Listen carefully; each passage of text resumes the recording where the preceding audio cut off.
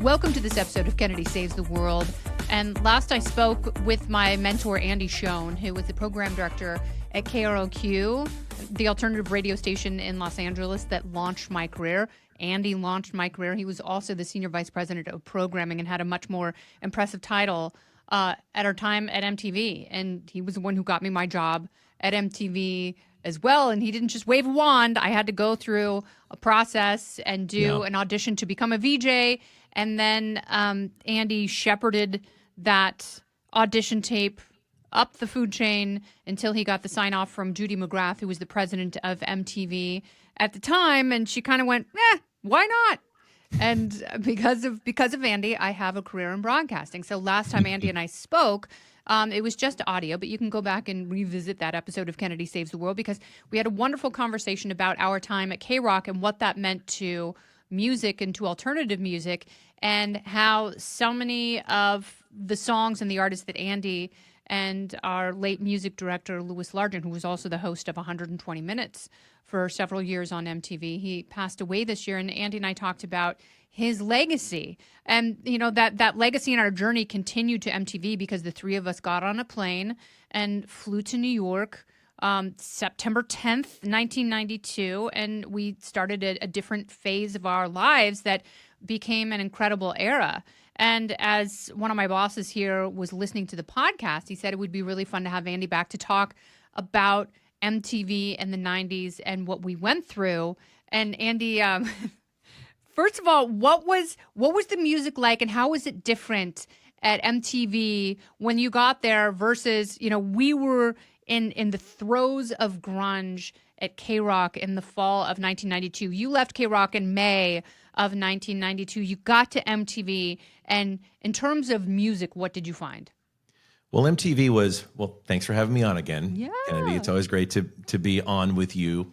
So MTV in 1992 was starting to play alternative music and, you know, was playing Nirvana from Nevermind, Teen Spirit, and some of those things, and was playing some hip hop on Yo MTV Raps. And there were a couple of videos that would kind of leak into the regular rotation of MTV.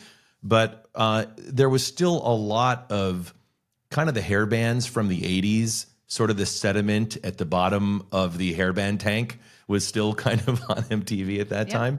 And some great stuff too, but it wasn't, it felt kind of dated and not up with the times. So when you and I came in and Louis came in and I headed up the music programming at MTV, we really pushed it hard.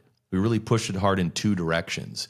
Alternative with Alternative Nation, which you hosted, where the idea was to kind of make a different MTV after dark at midnight. And that 2-hour block was where we started all of that stuff. And it was a concentrated effort to play Alice in Chains, Nirvana, Soundgarden, Pearl Jam, all of that in its own home. 9 Inch Nails, all those things in their own home, with the thought being that fewer people would watch that, but those that watched would watch it longer and would absorb that stuff. And the things that rose to the top from that show would then go out into the regular rotation of MTV, along with, you know, Whitney Houston and Guns N' Roses and everything else that we had to play as America's pop station.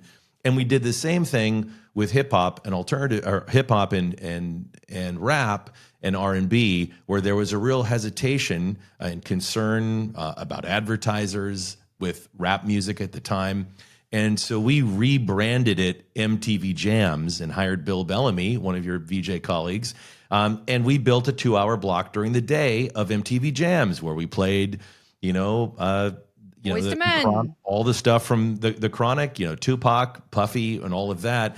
And again, that stuff that rose to the top from that program would make it out to the regular rotation. That's really interesting, and that was really smart. And I don't know if that was happening in urban radio at the time, but yes, along with En Vogue and Brandy and Whitney Houston, you for the first time were seeing things like Bone Thugs and Harmony, and obviously Dr. Dre and Snoop, and that started to intermingle in a way that made it okay to explode it throughout the culture. And when people ask me about my time at MTV, that's one of the things that I remember, certainly at the MTV studio, which was the most phenomenally interesting physical place I've ever worked. Because, I would walk in and I would see Dave Pirner and all of his dreadlocks from Soul Asylum kind of, walking down the hallway, and Paul Westerberg from The Replacements. But then you would see Rev Run from Run DMC, and you would see TLC. Like, I remember walking in and seeing TLC in the women's room practicing their choreography because they were going to perform on the grind. Yeah. And you would see, like, I remember LL Cool J walking in, and Marky Mark, who is now Mark Wahlberg, was obsessed with one of the stylists at MTV, this woman, Cindy Paragallo, who was just this short, cute firecracker.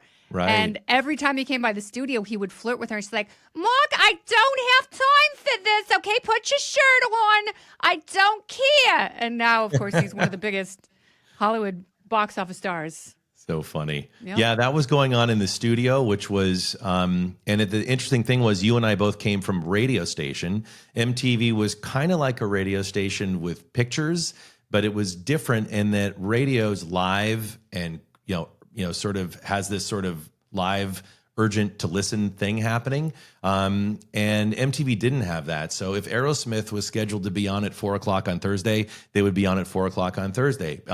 Where in a live atmosphere, they could be 10 minutes late because of traffic, because they were actually showing up at Thursday. MTV was made on like Tuesdays and Thursdays in a studio, and it was all pre-made. And then it was sent out to an operations center where somebody played the VJ segments in between the videos.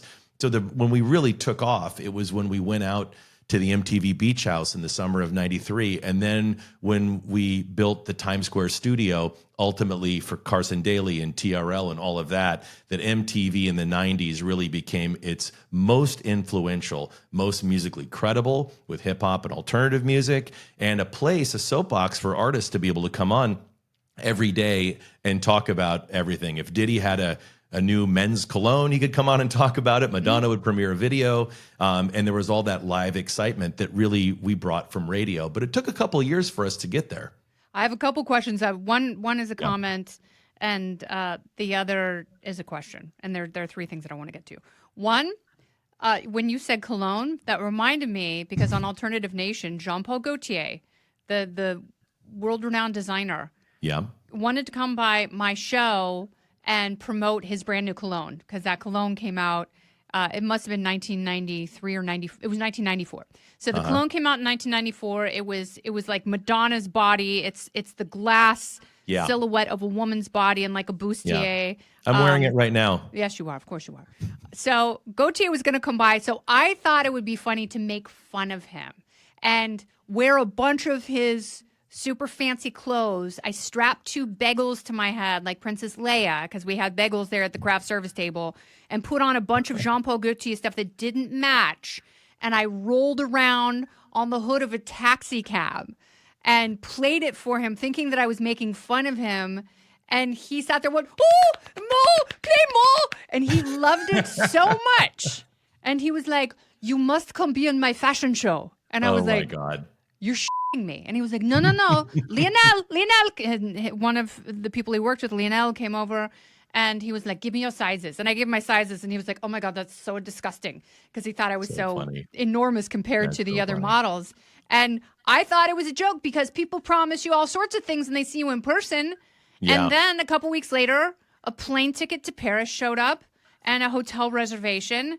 And I went to Paris, and his Spring 95 collection was at a Carousel Museum in Paris, and the Carousel Museum was so small and could accommodate so few people that we actually had, instead of one fashion show, we had 3 different shows. And Tom Freston was there, and so Tom Freston was the CEO of MTV Networks. He's my boss's boss. Right. He's the head of the whole thing. So he's there in Paris at Fashion Week. He's going to go to the Jean-Paul Gaultier fashion show. He's in the front row. So Jean-Paul Gaultier thought it would be great to have these see-through black mesh tunics. And on all the models, they were not wearing any undergarments at all. They had, I'm not lying, I will never forget the hairstylist Orlando Pita saying, I've never had to put glitter on a woman's bush. This is a first for me. So that's all the models were wearing was like bright glitter on their pubes. Yeah. And so I went up to Lionel and I was like, bro, this is my boss. I have signed a morality clause in my contract. I need this job. I can't get fired. I cannot have a glittery bush in front of Tom Freston. Please. And so the next best thing they could do, they gave me a thong bathing suit that went so far up my ass. And I had to walk this runway in front of my boss's face that was literally 4 inches from my naked ass. But I was like 21 at the time. So let's be honest, it looked pretty great. Oh my God. That's funny. But yeah, that was one of those things. That was one of those connections where someone from the fashion world wants to be a part of this culture, this moment. And then he loved the absurd video, and I got to be in a Jean Paul Gaultier fashion show with Isabella Rossellini and Madonna. Incredible. Well, that was in the 90s at MTV. There will never be, I mean, this is even for another time we could get together, but just the power and influence of a singular hub of culture, the way we moved culture, it opened so many doors. I know for us personally. I mean, for me personally, took me to the White House, to Bono's house. I mean, every day there were interesting people, coming down the hall every day at MTV. It was an incredible time. You went to Neverland with John Norris and interviewed Michael Jackson. That's right. I rode on his train.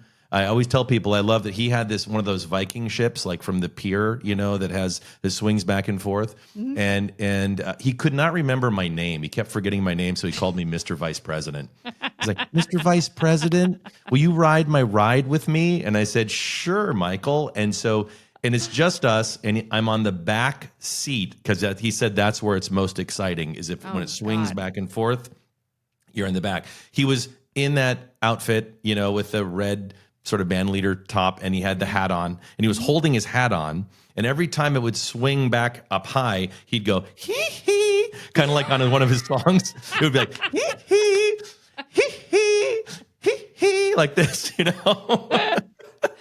That's amazing. It was great. Yeah, that one of the many moments. Yeah. Yeah, no, they never let me near Michael Jackson. The only time I met him was at a Grammy after party, and he was there with Brooke Shields, his beard. And he came up to me because I was really nervous to go meet him because I knew I would say something inappropriate, and inevitably John Kennelly would get a call and I'd be in big trouble. And he came up to me. Well, there was a time, when we had the opportunity to meet just about everyone, from world leaders to the biggest stars in the world. But then there was Michael Jackson at the time in the 90s was on a whole other level. Yeah. So I remember, and I'd met just about everybody and spent time and regularly interacted with the biggest stars, right? But we went to Sony headquarters to have a meeting with him about the Video Music Awards, the VMAs, and to talk about him performing and opening up the show. And I remember him walking into the conference room at Sony, and there was a spread of food there like we would have at these fancy meetings. And there was pizza and a bunch of other stuff. And he went up and took a slice of pizza. And I remember thinking to myself, he eats our food. We eat the same food as Michael Jackson. It was like he was so removed from the real world that I was shocked that he ate regular food. Yeah, because there wasn't social media. Like you didn't put every aspect of your life on social media. So much of these people's lives was a total mystery. And was at the 1994 Video Music Awards where I almost got fired, where he and Lisa Marie opened the show. That's and kissed and said our love wouldn't last. And then they had the most awkward chemistry-free kiss anyone had ever seen. Paul Rubens just passed away, Pee Wee Herman, but after there was, I was the executive producer of that show for a number of years. And in one of the years before I came to MTV, I think it was the 91 VMA, Pee Wee came out after his controversy in the adult theater in the Peep show or whatever, and said, heard any good jokes lately? And after that, every year, Tom Freston would say, what's our Pee Wee moment? And we had to really struggle to try to figure out. That's all anyone talked about. And I remember what's the big oh wow moment, you know. You were still at K-Rock, and as an intern, that was before you hired me to be on air in 1991. That was September of 1991. And some of the interns got the leftover tickets that winners didn't pick up. So we got to go to the after party at Universal, and that's all anyone was talking about. And then the next year, you started in May, and then they had the VMAs at UCLA. And that was the first one that I attended. I hadn't been on air yet. I had been hired, and I met a bunch of people, but they had no idea who I was. But that was where, like, Kurt Cobain and Axl Rose got in a fist fight backstage, and that was the Howard Stern Fart Man episode there. That was an insanely huge show with U2, Nirvana, I think Pearl Jam. Mm-hmm. Pearl Jam was there. Eddie and Guns Kurt N' were dancing Roses. backstage. I mean, it was a gigantic show. It was like a giant festival with the biggest. It was one of the biggest ones ever, I think. Yeah, it was huge. I mean, it was Poly Pavilion, which was probably bigger than. I'm guessing it's bigger than Universal, but it's a huge like college basketball arena. It's massive, and I remember going to that, and I was so overwhelmed about what was to become of my life in just a couple days after that. And that was also. And you were pretty tired that day. I was going to say that was the day after my 20th birthday, where. This story, I don't know if I've told this story on the podcast, but this is like just one of the wild things that Andy and I have been through. And we'll get to the Dennis Rodman story, don't worry. Okay. So I have to set this up because you have a slightly different version of events on the night that led us to each other. Right. So Andy had I had already gotten the call. I was to be hired at MTV as an MTV VJ. I was leaving for New York in a couple days. It was my 20th birthday. And the next day was the VMA. So Andy was like, come to the Sofitel Mont Maison in Beverly Hills. Bunch of MTV people are staying. There were probably 100 you can meet executives, MTVers you can meet producers, you can meet people who are going to produce your day parts. It'll be great. So I went, met a bunch of people, and then Kiefer Sutherland had dinner with Andy and Jude Cole, a singer-songwriter from Chicago that Kiefer was using his connections to introduce to all the executives and try and get Jude's music played. So we're standing. I'd met Dennis Leary, and I was totally blown away by that. And then we're sitting talking to Kiefer Sutherland. And what's funny is we were at dinner together with Jude. Three of us had dinner, and I'm waiting for my car afterwards at the Ivy. And Kiefer, who I just met that night, said, "Andy, what are you doing now?" And I was like, "I'm going back to the MTV hotel, to the bar, and hang out with people I just started working with." He said, "Okay, I'll go." Completely not expecting him to join me. So I walk in, to the bar, and I'd only worked at MTV about 2 months. And all the people from New York were like, "Oh, Andy is so Hollywood. He's showing up with Kiefer Sutherland, And okay, but I have to stop you there because as you know me, that was not me. This was a very different time in terms of fame. Right. Because everyone who was famous and emergent at that time hated their fame. Nirvana hated their fame. And if you embraced fame, there was something wrong with you. So it was not the era of the Kardashians where people worried about their brand. There was no photoshopping. So if you were famous for being famous, that was like, you were like a bed bug. That was the absolute worst thing you could be. So Andy walking in with a famous person being from LA, and you've got snobby New Yorkers like, New York is the movie and LA is the book. That was their mentality. Exactly. And here you walk in. So I think it's great because this is like Lost Boys Kiefer Sutherland. And so I tell him it's my 20th birthday, and Kiefer's like, we should go to Vegas.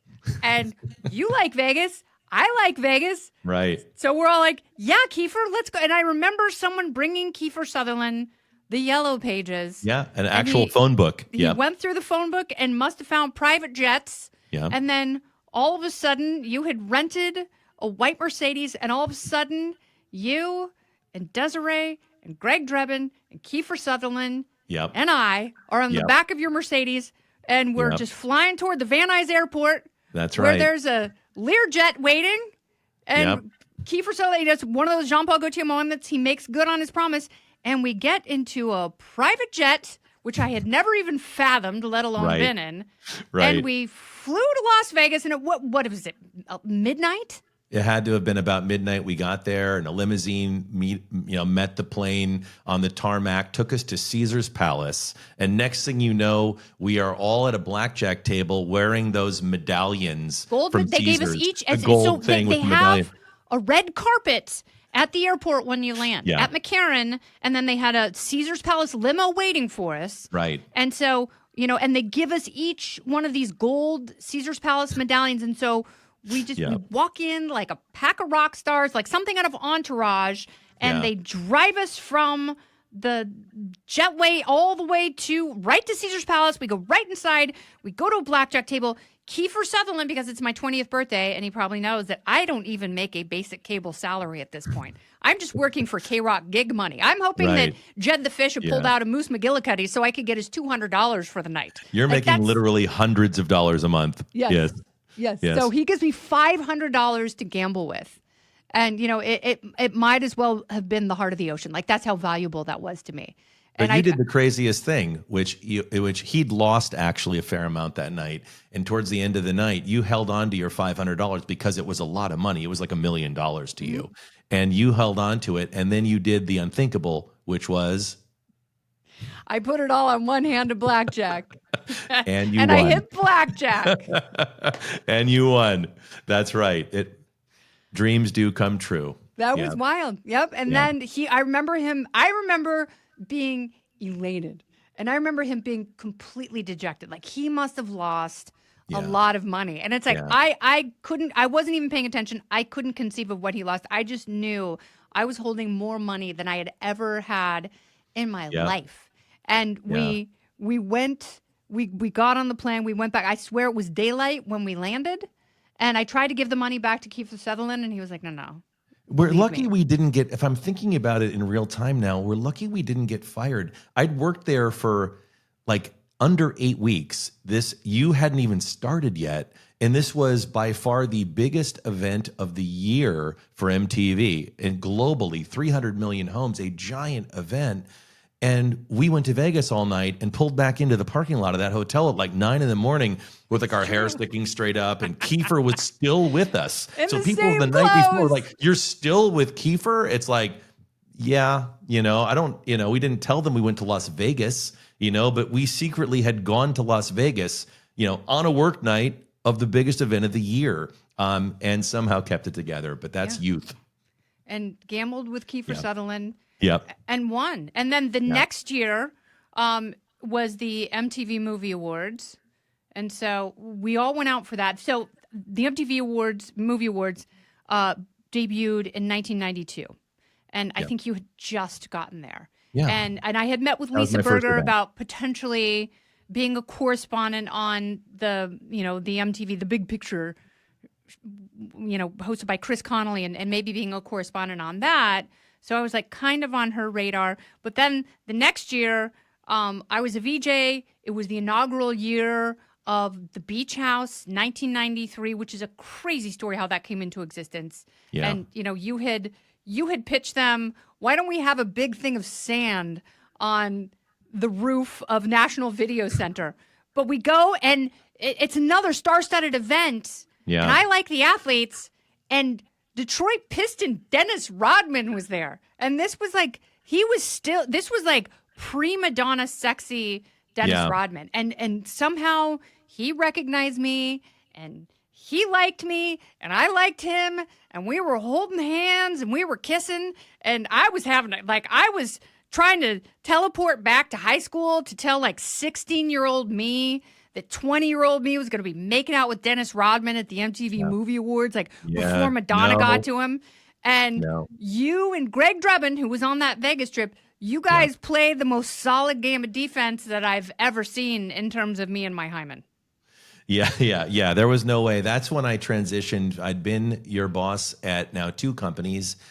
You'd been an intern, then an employee, and now you've been on radio and TV working with me. And then I transitioned to kind of Big Brother. I'm like, that's not happening.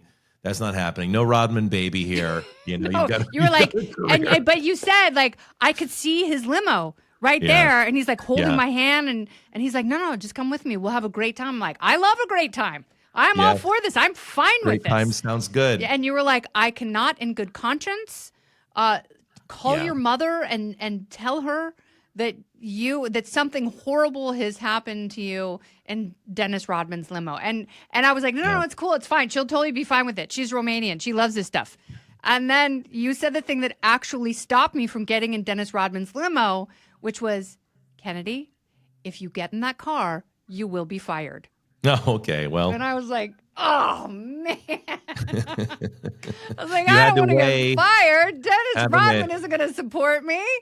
a possibly romantic relationship with Dennis Rodman or a career that takes us all the way to August 29th, 2023. Yeah. Which was the right decision? What do you choose? Right. So I chose Andy. But it's funny because I've seen Dennis Rodman throughout the years, and he always gives me like a, hey, what's up? It's like, remember? Almost. It's funny. He still calls me Mr. Biggs. He's like, what's up, Biggs? I see him around town. I'm Biggs because we did it. We did the very first celebrity reality TV show was with Dennis Rodman. Most people don't realize that before the Osbournes and the Newlyweds and all the others that have come along, the Kardashians, there was the Rodman World Tour on MTV in the summer of 97, where we followed him around in the off season for 10 episodes and captured that and made the first with Patrick Burns and Lisa Berger involved, the first celebrity reality show. And it was great in the ratings, and it was just a journey into darkness to spend time with him all summer. But I mean, that was a wild time because he was now part of the Chicago Bulls, multi-championship winning organization. He was a massive, globally known name. He was like one of those few celebrities that was instantly recognizable, a total brand. People were kind of scared of him, but totally intrigued by him. There were elements of his life that were very mysterious, and he really put it out there. So there was a time you went to Vegas, and what happened when you went to retrieve Dennis Rodman in Vegas? yeah, I had to go out there to get him out. Like I was being sent. It was like Apocalypse Now. I was being sent to get Colonel Kurtz. Right. I was going to Vegas to get him out, and boy, that was not a lot of it. I don't think I would talk about on a podcast. I'm not sure, but can you reveal what happened? Well, how about the phone call you got when you finally made it to Dennis's room? Who was on the other? Oh yeah, well, I was out in a cabana at the Mirage Hotel with Dennis, and he. He left to go back to his room for a little while. And I'm sitting in the cabana, and the phone rings. We had regular landlines back then. The phone rings, and it was Phil Jackson. And he called, and he's like, "It's Coach," or something like that. He said, "Is Dennis there?" I said, "No, he's not here right now. Can I take a message?" He said, "Can you tell him Coach Jackson called?" And I said, "Sure." Great. And I hang up, and about 5 minutes later, Dennis comes back, and the phone rings again. I pick it up, and it's Michael Jordan. And Michael's like, "Hey, it's Michael. Is Dennis there?" I said, "Yeah, just a second." And I hand the phone to Dennis, and they start having like sort of a light argument, because what I gathered from it and I knew Dennis was renegotiating with the Bulls at that time and over his salary, and Michael really wanted him to play another season, and Michael was offering him on that call, I think, this is what I gathered, $1 million or more of his own salary to basically gross him up a little bit. Wow. And he was saying, no, I don't want your money. They need to pay me. And that's what was going on. Yeah. It was pretty wild. So do you know what happened? Like, did he end up taking he ended up, money? all I know is he did play that season. Yeah. I know he spent all the money we paid him, I think, at the craps table.